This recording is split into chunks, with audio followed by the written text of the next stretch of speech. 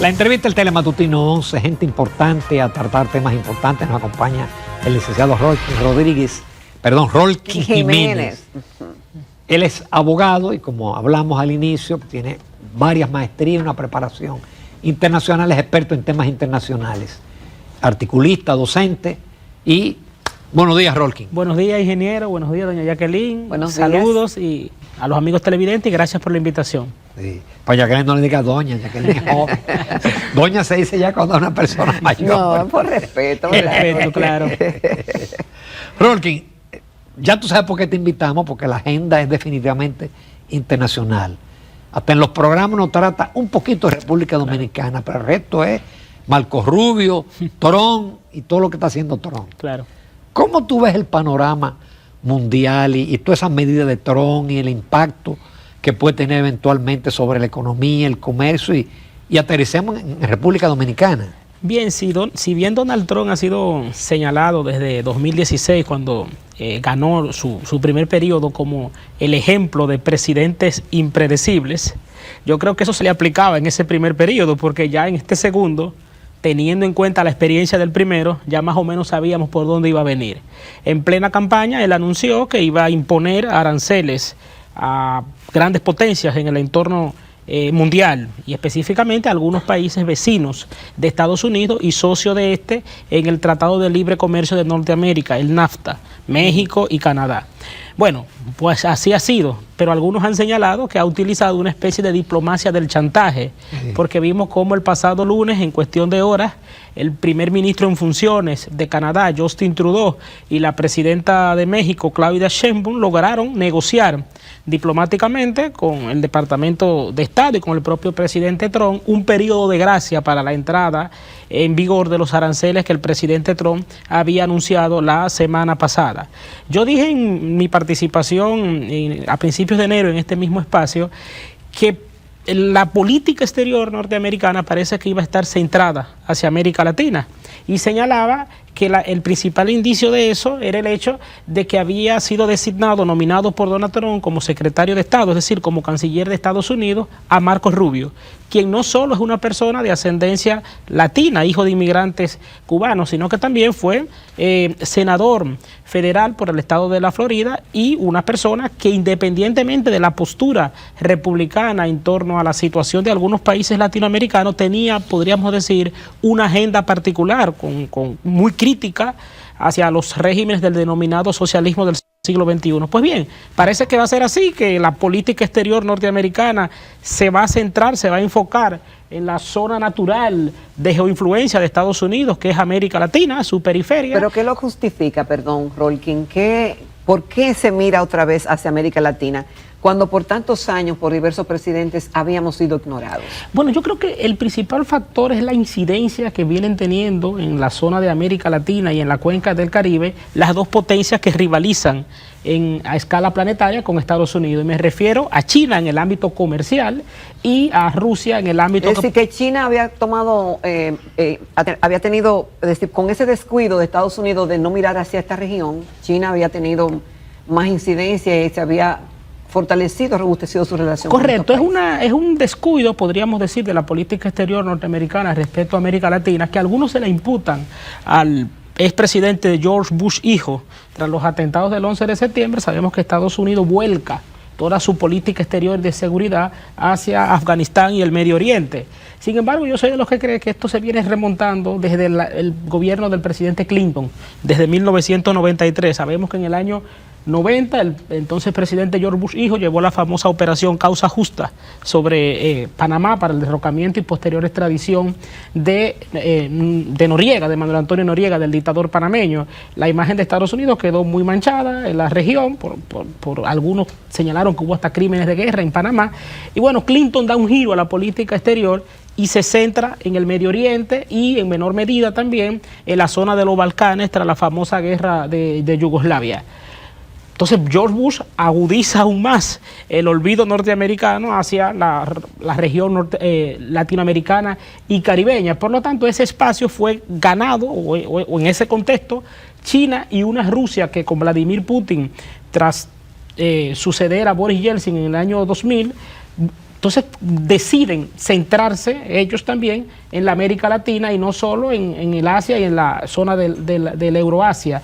Y hay que tener en cuenta que ya a finales de los 90 China ingresa en la Organización Mundial del Comercio y eso le permite entablar no solo relaciones diplomáticas con países de América Latina, sino también consolidar las relaciones comerciales. Y hay que también no perder de vista que a partir del año 2008 en América Latina se da una ola de rompimiento de relaciones diplomáticas con Taiwán de varios países y comienzan a entablar y algunos a restablecer relaciones con la República Popular China. Por ejemplo, fue el caso de Costa Rica, posteriormente le sigue Panamá, en el año 2008 Costa Rica y Panamá posteriormente, y nosotros en el año 2018.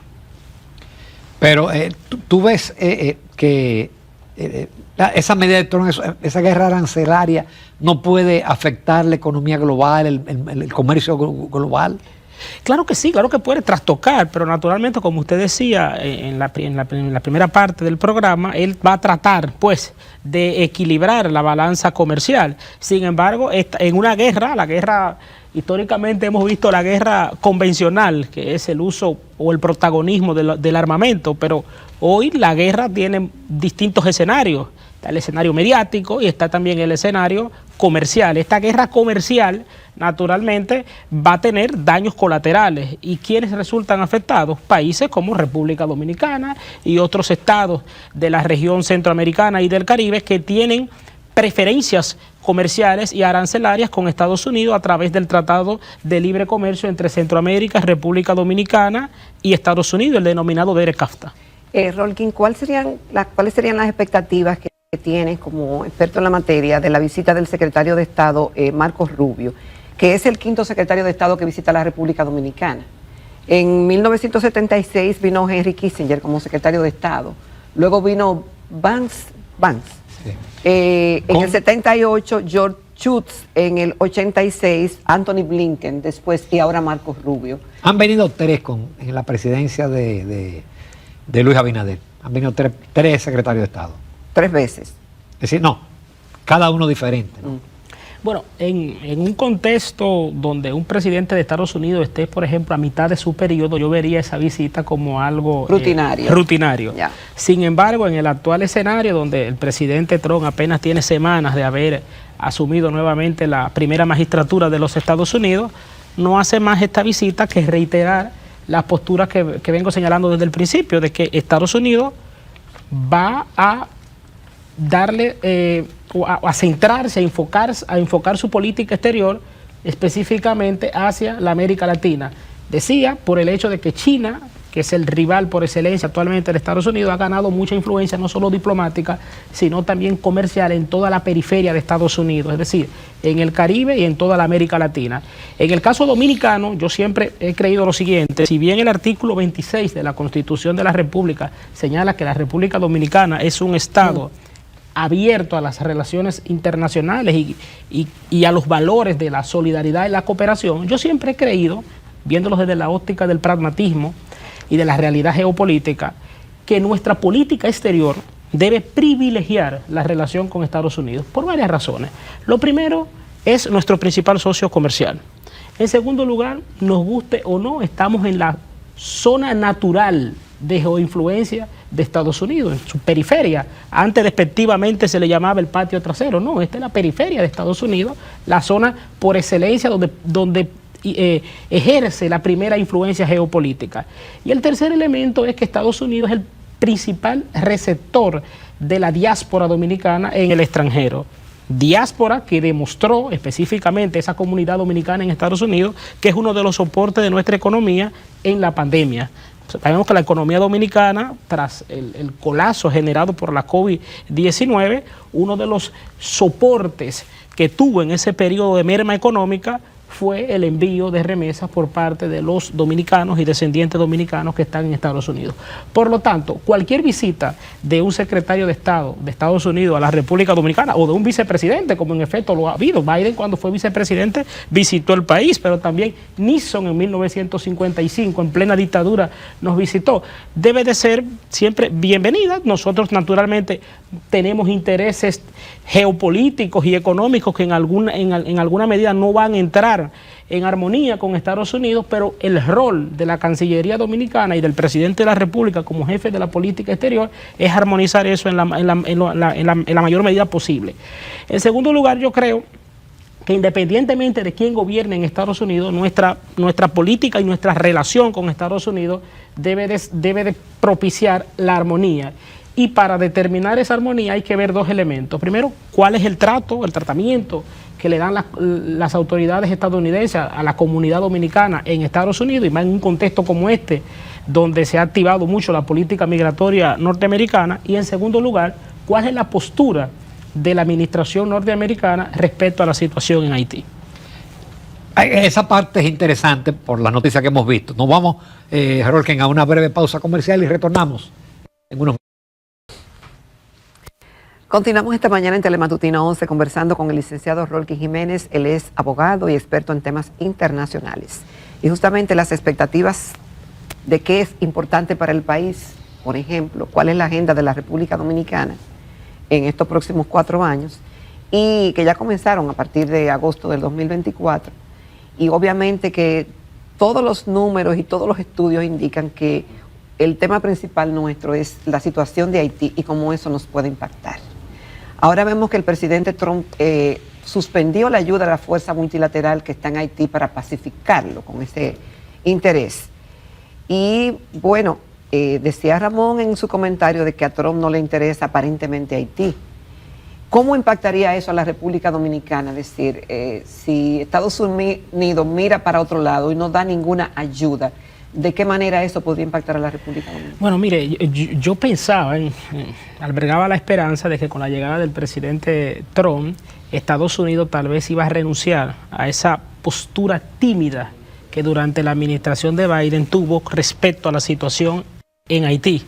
Y esa timidez obligó a República Dominicana a internacionalizar el tema haitiano y a llevarlo a los foros internacionales por excelencia, es decir, la Asamblea General de Naciones Unidas, el Consejo de Seguridad de Naciones Unidas y el Consejo Permanente de la Organización de Estados Americanos.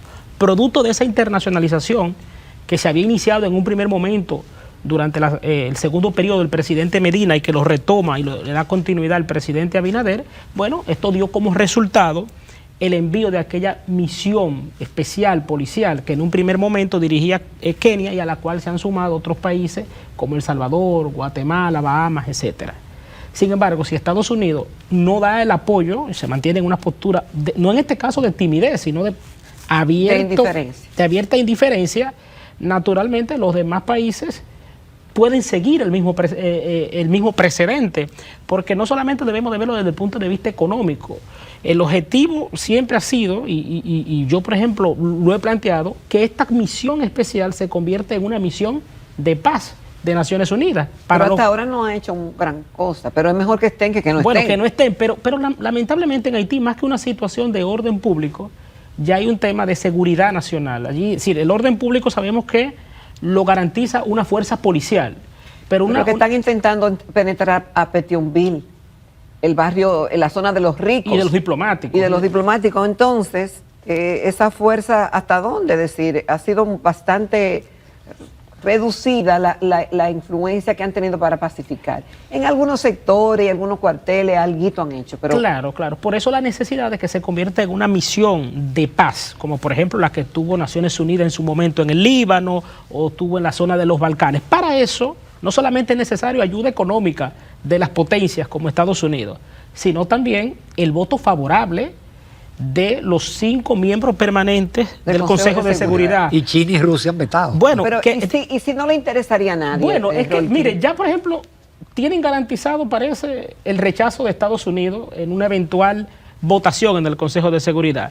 Y en segundo lugar, Haití es, junto con Honduras y Paraguay, los únicos países de América Latina que reconocen todavía a Taiwán como el legítimo gobierno chino. Esta situación genera que la República Popular China, que junto con Estados Unidos, Rusia, Gran Bretaña y Francia tienen poder de veto en el Consejo de Seguridad, vete, valga la redundancia, cualquier resolución tendente al envío de una misión especial de paz, a un contingente más que policial, militar, dirigido no por un país de África o de América Latina, sino directamente por los cascos azules de la Organización de las Naciones Unidas. Entonces, el rechazo o la indiferencia norteamericana a mantener la ayuda económica a la fuerza especial que está en Haití o a cualquier otra, no solo tiene que verse desde el punto de vista estrictamente económico, sino que también esta es una señal de que Estados Unidos muy probablemente en el ámbito del Consejo de Seguridad muestre también su rechazo a que la misión especial se convierta en una misión de paz, que implicaría un poderío estrictamente militar más que policial. Pero Jorge, entonces todo eso lo que pinta es que las bandas se van a expandir y van a ser dueñas del territorio completo, no solamente de Puerto Príncipe. Eso es muy probable, porque creo que esa es la tendencia, y ojalá para que Estados Unidos cambie de postura y se tome la situación haitiana como una verdadera amenaza, no solo para la República Dominicana, sino también para todo el entorno geográfico. Ojalá no ocurra una situación concreta que implique un acto de terrorismo. Ya hubo una señal, que fue aquel famoso ataque al avión que aterrizó en el aeropuerto Toussaint-Louverture de Puerto Príncipe, que a decir de algunos expertos en derecho internacional, puede insertarse dentro de aquellas conductas consideradas internacionalmente como terrorismo, y que más que una amenaza ya nacional, implica un riesgo para la seguridad regional. Es porque sería una gran cosa si Estados Unidos, así como quiere calificar los carteles de la droga de México de terroristas, calificar esta banda de terroristas. Claro, Estados Unidos tal vez tiene una ventaja que tal vez lo inclina a ser indiferente con la situación haitiana, es el hecho de que no tiene una frontera terrestre con Haití, que sí la tiene con México. Entonces, naturalmente, la situación haitiana se le deja exclusivamente a la República Dominicana.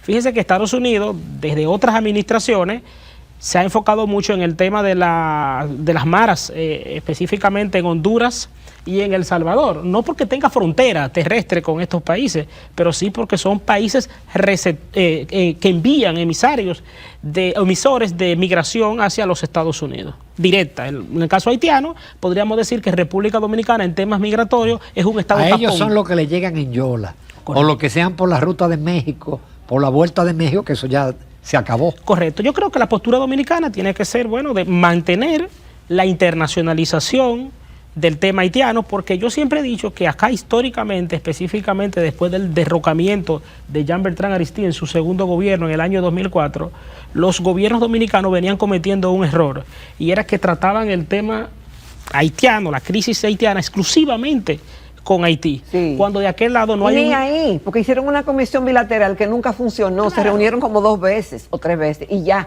claro, y ahí murió. De aquel lado nunca hay un interlocutor con cierta certidumbre de permanencia.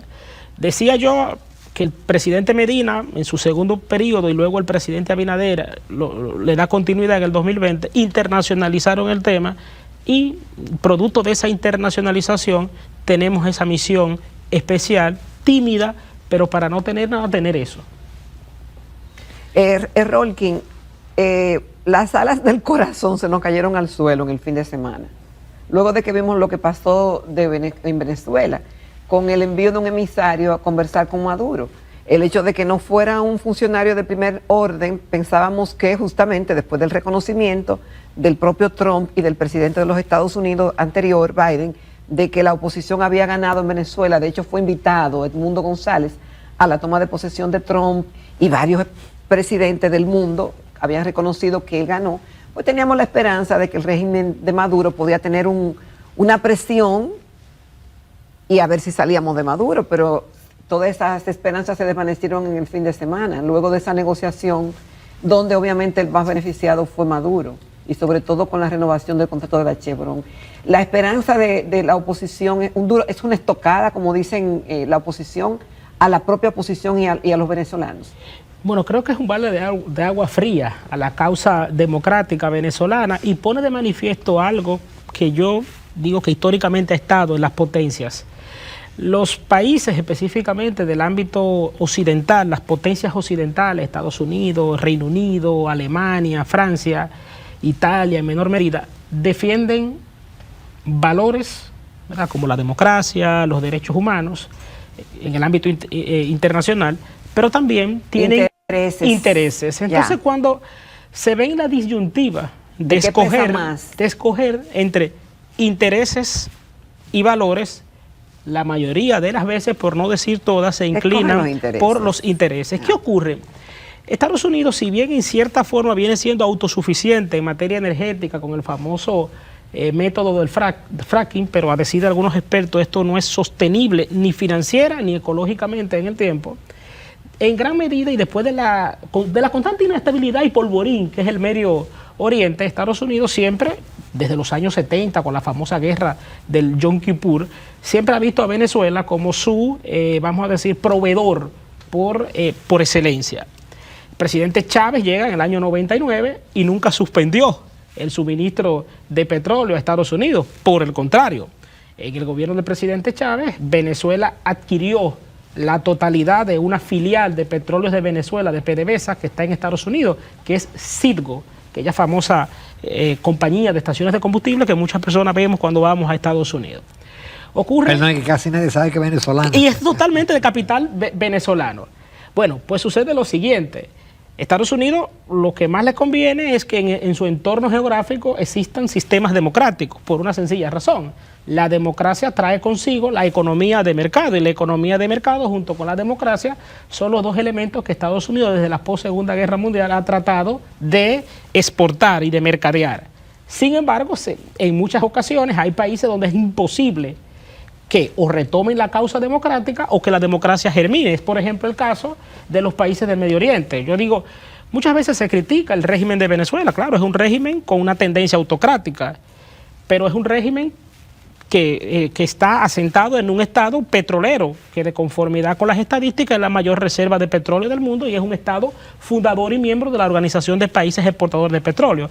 Entonces yo creo que en los últimos años, y parece que Trump también lo va a hacer, Estados Unidos se ha visto en la obligación de mermar un poco en su política de democratización de varios países de América Latina y del Medio Oriente e inclinarse más por los intereses. Es decir, bueno, independientemente del régimen que tú tengas allá, yo tengo una serie de intereses específicamente en el ámbito de mi seguridad energética que si tú me lo garantizas ya me daría igual el tipo de régimen que impere en tu estado. Por ejemplo, si a coherencia fuéramos, Estados Unidos no debería y los países de la Unión Europea tener relaciones con el régimen de Arabia Saudita. Yo siempre he dicho que si hay un estado que tiene serios cuestionamientos de respeto a los derechos humanos y específicamente a los derechos de la mujer, es el régimen de Arabia Saudita. Sin embargo, es el mayor productor de petróleo.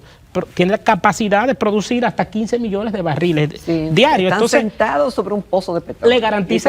le garantiza la seguridad energética a la Unión Europea y en cierta forma también a los Estados Unidos. Por lo tanto, yo creo que guardando las abismales distancias, podría decirse que con respecto a Venezuela, parece que en los próximos meses se le daría un tratamiento parecido al que Estados Unidos viene dando no solo a Arabia Saudita, sino también a otras petromonarquías del denominado Golfo Pérsico, que son a todas luces desde el punto de vista democrático impresentables.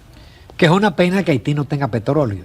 Sí, si Haití siempre tuviera yo he dicho, petróleo diamantes, o los caramba. chinos tuvieran metido ahí, Trump o Biden hubieran actuado. Pero Claro, bueno, y también lo mismo se podría decir en cierta forma de Nicaragua. Sí, se habla mucho de la decadencia democrática en Venezuela desde 1999 con la llegada de Chávez, pero muchas veces, y algunas personas piden hasta una intervención militar y declarar a Venezuela como una amenaza para la región, que creo que en cierta forma lo es, específicamente para el sistema democrático, porque puede ser un centro de propagación de regímenes autoritarios en todo el entorno latinoamericano. Sin embargo, no veo la misma atención con respecto a Nicaragua. Nicaragua desde 1990 hasta el año 2006 fue un país democrático. Allí se hizo lo impensable. Sabemos aquella famosa dictadura que hubo desde el 36 hasta el año 1979, que fue la dictadura dinástica de los Somoza. Luego viene el régimen sandinista, un régimen con inclinación marxista-leninista. Y el país en 1990, a raíz de los famosos acuerdos de Esquipuzla, impulsados por los presidentes Cerezo de Guatemala y Arias de Costa Rica, el país pasó de una revolución a un régimen democrático, cuando los sandinistas, para sorpresa de la comunidad internacional, pierden en unas elecciones frente a doña Violeta Barrio de Chamorro, que representaba al sector opositor. Y Nicaragua tuvo desde el 90 hasta el año 2006 sucesivos regímenes democráticos imperfectos como en cualquier parte del mundo. Pero en el año 2006, después de varios intentos, el comandante Daniel Ortega retorna al poder por la vía democrática y desde 2006 a la fecha ha ido desmontando los avances democráticos que tuvo Nicaragua entre el 90 y el 2006 y vemos lo que tenemos hoy allí.